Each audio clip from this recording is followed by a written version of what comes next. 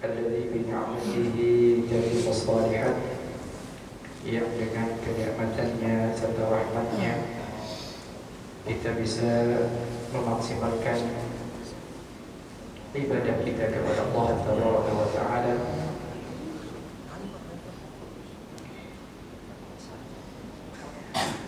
dengan rahmat dan karunia Allah Tabaraka wa Ta'ala. Kita bisa menyempurnakan penghambaan diri kita kepada Allah Tabaraka wa Ta'ala. Salawat dan salam kita mohonkan kepada Allah untuk Nabi kita tercinta, Nabi Muhammad sallallahu alaihi wasallam. Jemaah sekalian, jemaah salat zuhur yang dimuliakan oleh Allah Tabaraka wa Ta'ala, kembali Allah Tabaraka wa Ta'ala memudahkan kita untuk menunaikan salah satu kewajiban kita sebagai seorang hamba, adalah melaksanakan ibadah salat zuhur dengan berjamaah. Dan kita tahu di antara keutamaan dan kemuliaan daripada seorang hamba menjaga salatnya, terlebih ditunaikan dengan berjamaah, maka Allah janjikan pahala yang berlipat ganda sebagaimana yang disampaikan oleh Nabi kita yang mulia Nabi Muhammad sallallahu alaihi wasallam, salatu al-jama'ah afdal min salatil fardhi bi 27 darajah. Salat berjamaah itu lebih mulia dan lebih afdal daripada menunaikan salat dengan sendirian dengan derajat atau 27 derajat yang Allah janjikan. Tentu jemaah sekalian yang dimuliakan oleh Allah Tabaraka wa Ta'ala,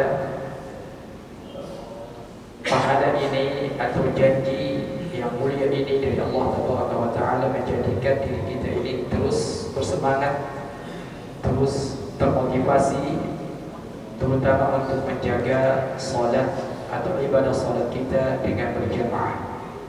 Sebagaimana ketika kita bekerja untuk mencari dunia, dan dalam pekerjaan kita ini ada reward atau bonus yang dijanjikan oleh atasan kita atau oleh perusahaan kita, maka dengan bonus tersebut kita lebih bersemangat untuk menjalani aktivitas kita di dalam mencari dunia.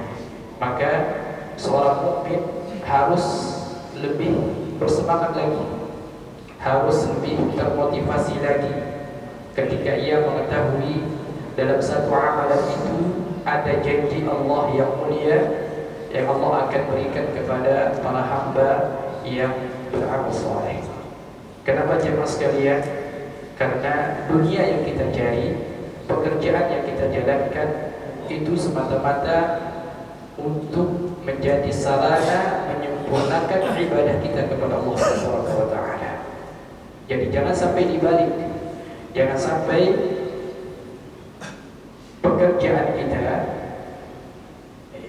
di kantor kita atau di dalam mencari dunia itu menghambat, bahkan menghalang jalan kita atau proses penghambaan kita atau ibadah kita kepada Allah Tabaraka wa Ta'ala.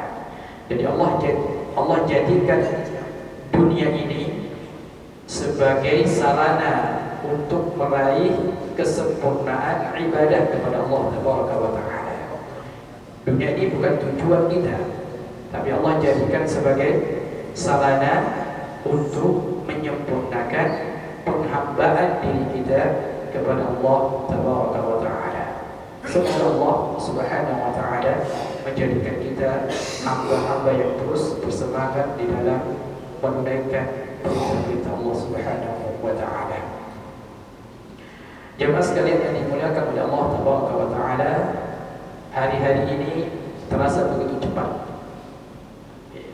Tak terasa kemarin kita menunaikan atau melaksanakan Idul Fitri.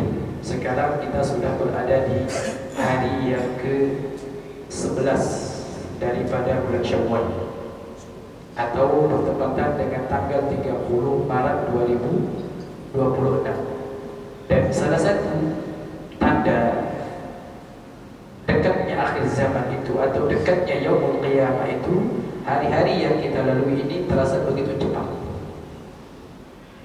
Kemarin rasanya kita menyambut bulan Ramadan, tapi sekarang kita sudah ditinggalkan oleh bulan Ramadan, dan sekarang kita berada di bulan Syawal.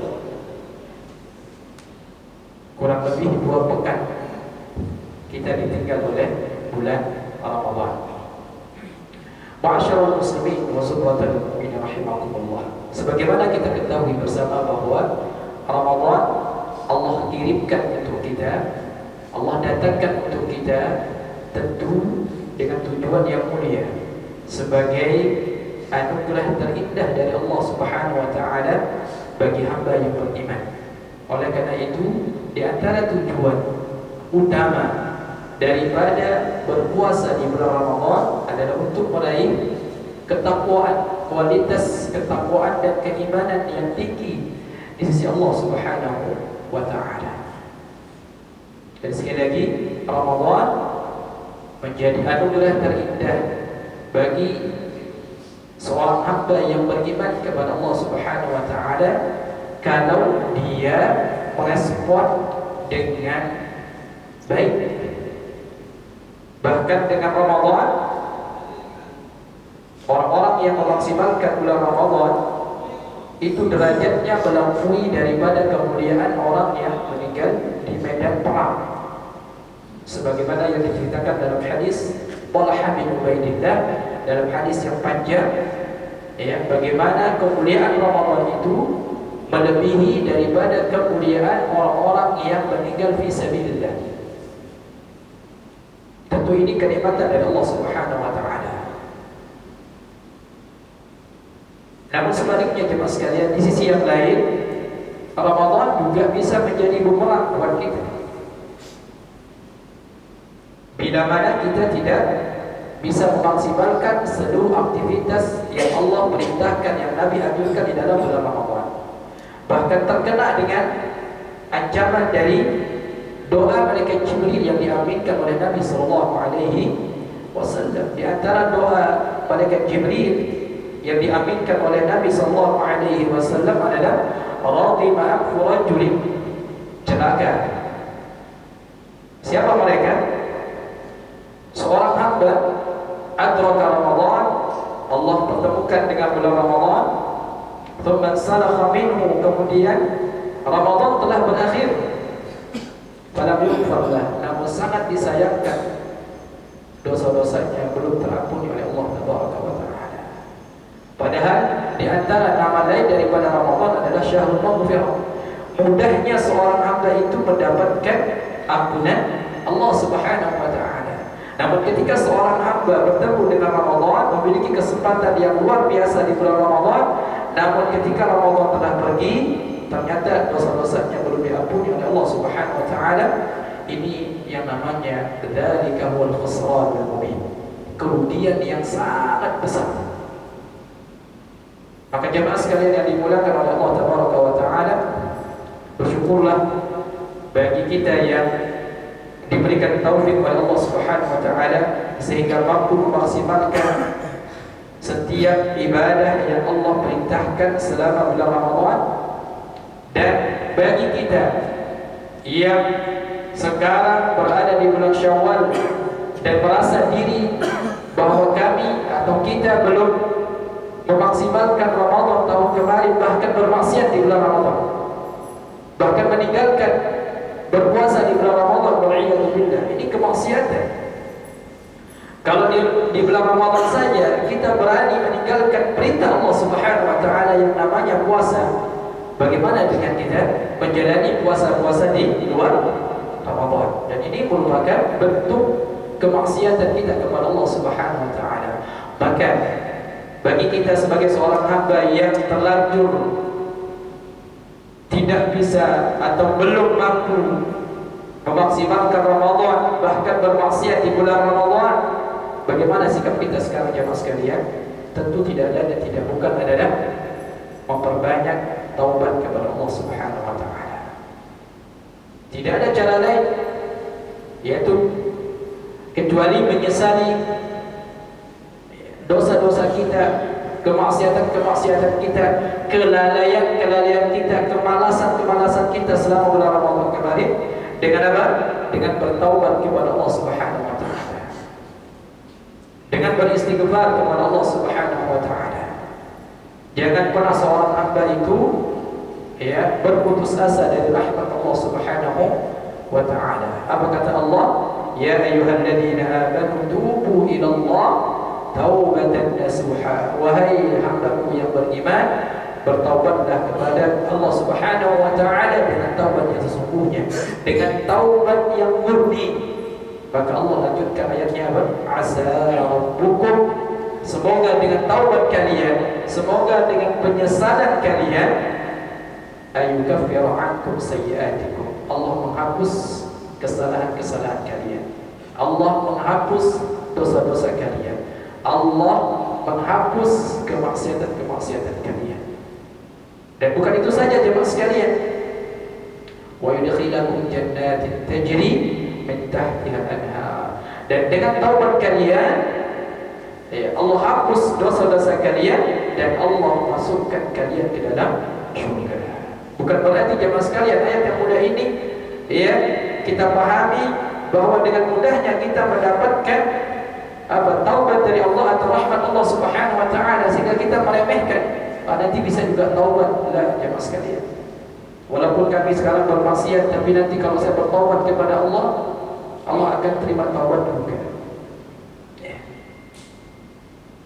Karena orang yang selalu meremehkan dan hanya mengharap kepada Allah Subhanahu wa taala, tidak disertai dengan rasa al-khauf, takut kepada Allah Subhanahu wa taala, ini di antara ciri daripada kelompok Murji'ah. Apa di antara ciri utama kelompok Murji'ah ini jemaah sekalian? Kelompok yang memang salah jalan, sesat. Karena dia mengutamakan, ciri khasnya adalah selalu mengharap rahmat Allah Subhanahu wa taala tanpa disertai dengan rasa takut kepada Allah Subhanahu wa taala. Ya sekarang bermaksiat, nanti juga saya bertobat. Apa ada jaminan jemaah sekalian bahwa sebelum Allah mewafatkan kita diberikan kesempatan untuk bertaubat kepada Allah Subhanahu wa taala? Apakah ada jaminan jemaah sekalian setiap taubat kita diterima oleh Allah Subhanahu wa taala? Tidak ada. Oleh karena itu jemaah sekalian, ketika kita berada atau sudah ditinggal oleh Ramadan, sementara kita merasa belum maksimal di dalam mengoptimalkan ibadah selama bulan Ramadan kemarin, memperbanyak bertaubat kepada Allah Subhanahu wa taala. Semoga dengan taubat kita ini Allah hapus kesalahan-kesalahan kita, Allah ganti dosa-dosa kita dengan pahala kita, dengan kebaikan kita. Karena di antara salah satu cara menghapus kesalahan-kesalahan kita adalah kita memperbanyak amal saleh. Kata Allah Subhanahu wa taala, innal hasanat yudhhibnas sayyi'at. Sesungguhnya kebaikan-kebaikan yang kita lakukan itu bisa menjadi penghapus keburukan-keburukan yang kita lakukan. Jamaah sekalian yang dimuliakan oleh Allah Taala. Lalu kemudian yang perlu kita pahami bahwa ketika kita sudah berada di luar Ramadan atau sudah ditinggalkan oleh bulan Ramadan, yang perlu kita pahami adalah bulan Ramadan bukan tujuan, bukan sebuah tujuan, tapi Ramadan adalah sebuah sarana untuk mendekatkan diri kepada Allah Subhanahu wa taala. Karena kalau kita jadikan Ramadan ini sebagai tujuan jemaah sekalian, maka lihat kondisi kita setelah Ramadan pergi, maka akan pergi pula aktivitas ibadah kita yang kita lakukan selama Ramadan.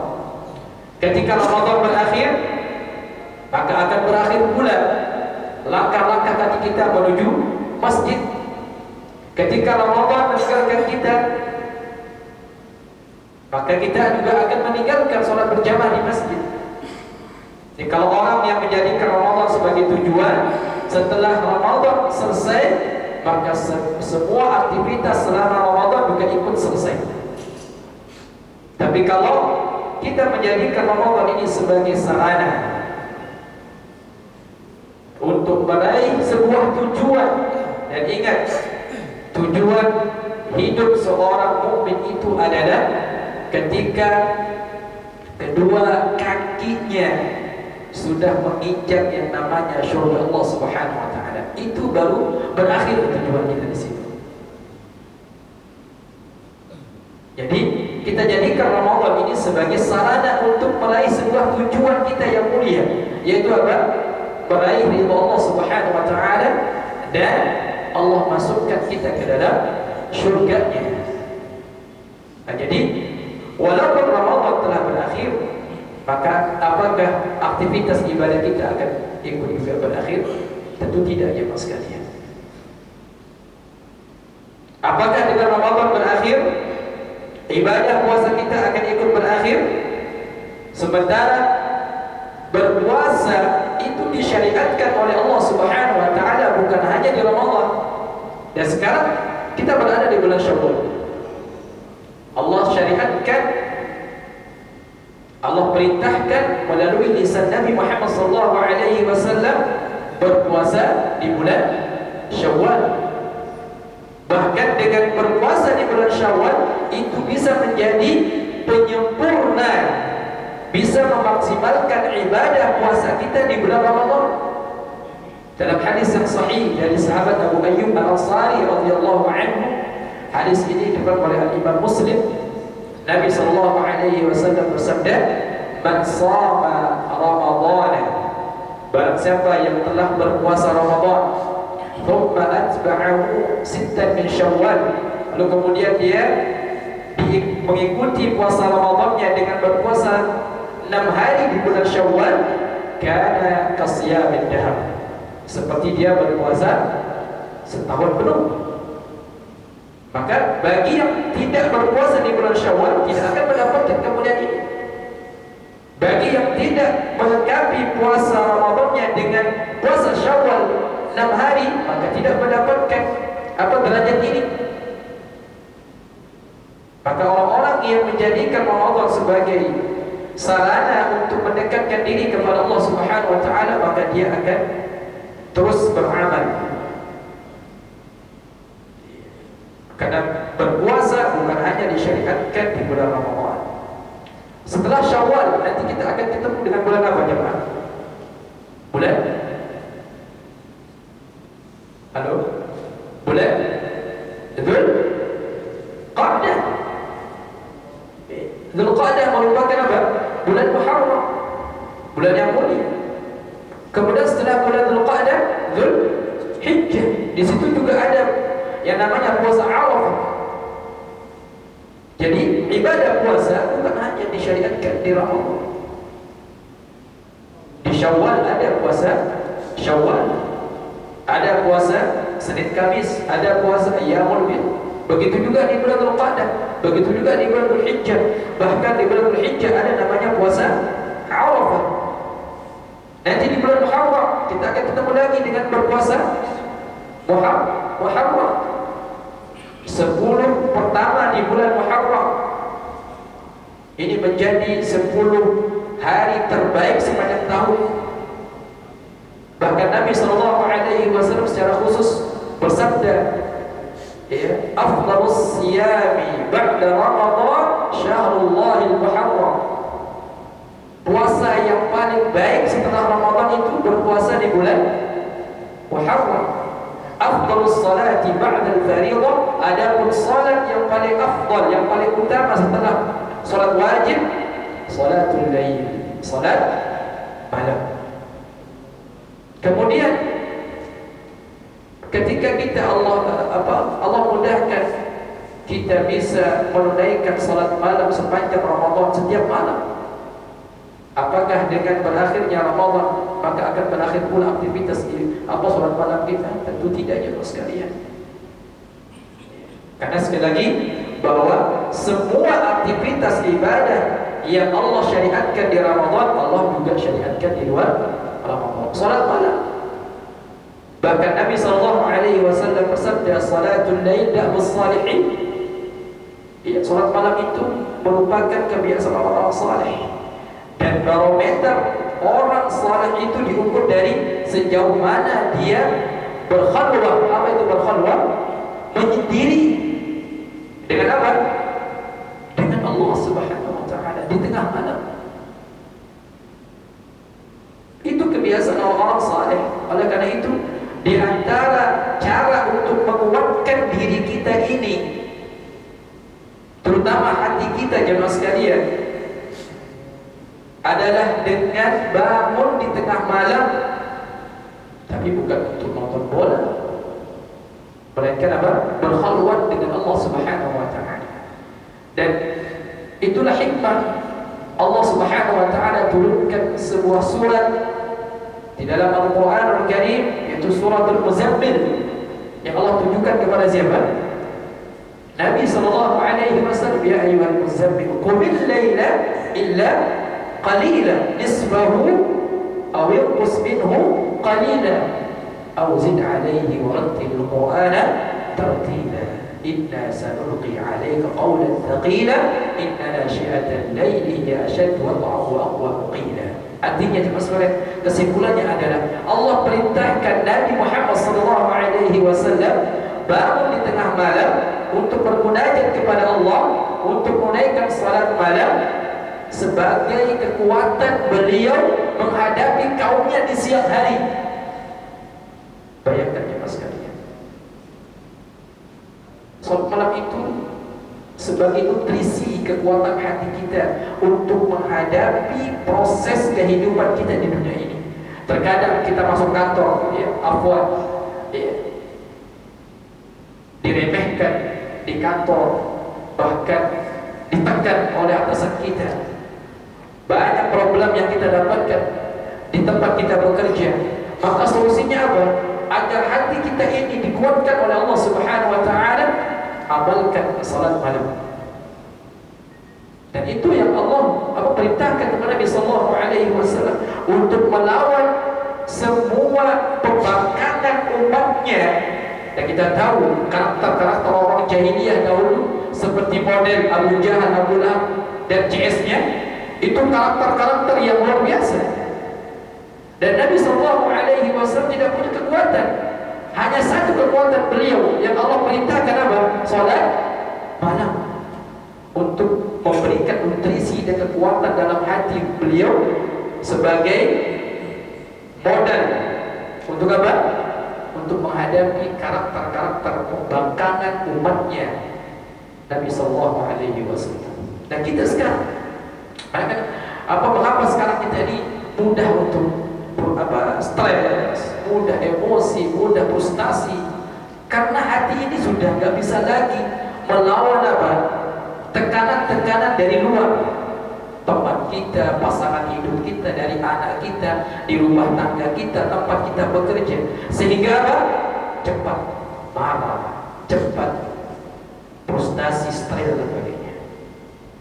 Maka jemaah sekalian yang dimuliakan Allah Subhanahu wa ta'ala, ketika Allah mampukan kita di bulan Ramadan untuk terus berdiri di belakang imam selama sebulan penuh untuk menunaikan qiyamul lail, maka harus kita pertahankan ini.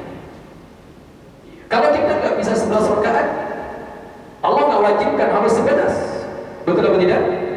Allah nggak wajibkan kita harus 8, Allah nggak wajibkan kita harus 4, minimal berapa? 2 rakaat, selesai. Kemudian membaca Al-Quranul Karim, ini juga sebagai obat kita, obat untuk hati kita, obat untuk tubuh kita, sehingga ada kekuatan dalam diri kita untuk menjalani kehidupan kita di dunia ini. Wa nazzilu minal Qur'an ma huwa shifaa, dan kami turunkan Al-Quran sebagai obat untuk semua jenis penyakit, baik itu jenis penyakit jasmani ataupun rohani. Jemaah sekalian yang dimuliakan oleh Allah Tabaraka wa Ta'ala, Mengapa kita harus terus berusaha berjihad bersungguh-sungguh untuk melanjutkan aktivitas ibadah kita di Ramadan kemarin, kemudian kita lanjutkan di bulan Syawal, nanti bulan Dzulqa'dah, bulan Dzulhijjah? Kenapa jemaah sekalian? Karena memang tujuan hidup kita ini adalah untuk ibadah. Kata Allah Subhanahu wa taala, wa'bud rabbaka hatta ya'tiyakal yaqin. Dan sembahlah Allah sampai kau meninggal dunia. Kalau kita sudah meninggal dunia jemaah sekalian, maka semua kewajiban kita selesai di situ. Tinggal apa? Tinggal dihisab oleh Allah Subhanahu wa taala. Al-yawm a'malu wa la hisab. Hari ini kata Nabi sallallahu alaihi wasallam, kita beramal, tugas kita beramal dan beramal dan beramal, tidak dihisab oleh Allah Subhanahu wa taala. Wa ghadan, adapun nanti setelah kita meninggal dunia, hisab wa la amal. Kita dihisab oleh Allah Subhanahu wa taala dan tidak lagi kita beramal.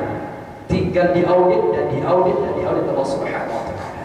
Oleh karena itu sekalian, mumpung kita masih diberikan kenikmatan hidup oleh Allah Subhanahu wa taala, karena kita tidak tahu kapan langkah kita ini akan terhenti. Kapan Allah wafatkan kita? Gak ada jaminan pekan depan kita bisa masuk kantor lagi. Tidak ada jaminan kita bertemu dengan bulan Dzulqa'dah. Tidak ada jaminan kita akan bertemu dengan bulan depan. Tidak ada jaminan juga sekalian. Dan itu sudah banyak kita saksikan. Peristiwa-peristiwa teman kita atau sekantor kita meninggal dalam keadaan mendadak. Baru kemarin kita bermain, baru kemarin rasanya kita bercengkrama di ruang kantor kita, kemudian kita dengar informasi kabar bahwa dia sudah meninggal dunia. Itu tidak, jangan kita sering kita dengarkan. Tapi apakah kita tidak menjadikan itu sebagai pelajaran dalam diri kita untuk terus bersemangat mumpung Allah berikan kita kehidupan? Jadi kita nggak tahu jemaah sekalian, kapan langkah kita ini akan terhenti, kapan Allah akan wafatkan kita, di negeri mana Allah akan wafatkan kita, di tempat yang mana Allah wafatkan kita, dan dalam keadaan seperti apa. Ingat, akhir hidup kita ini kita yang menciptakan, kita yang akan menciptakannya sendiri. Ya ayyuhalladzina amanu taqullaha haqqa tuqatih wa la tamutunna illa wa antum muslimun. Kata para ulama tafsir, ya man 'asha 'alaihi, barang siapa yang memiliki pola kehidupan tertentu, pola kehidupan yang baik, maka Allah akan wafatkan dengan pola itu. Dan sebaliknya, kalau ada orang yang memiliki pola kehidupan yang buruk, maka tidak menjadi mustahil Allah akan wafatkan hambanya dalam keadaan seperti itu. Maka kata para ulama, utruk atharaka qabla rahim, tinggalkan jejak terindahmu di dunia sebelum kau meninggalkan dunia ini.